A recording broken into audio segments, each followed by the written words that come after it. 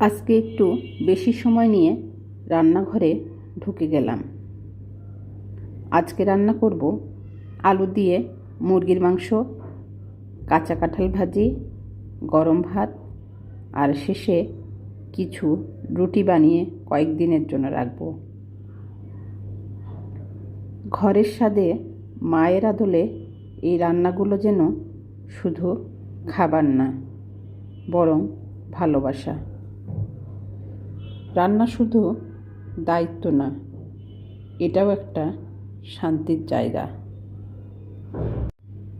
রান্না শুধু খাওয়া নয়, মন ছোঁয়ারও এক শিল্প।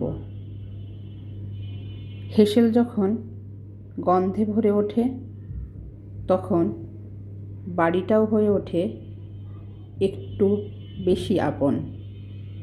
রান্নার শব্দ, ভাপ ওঠা কড়াই আর রান্নার ঘ্রাণ, এই জাদুর নামই তো ঘরের খাবার।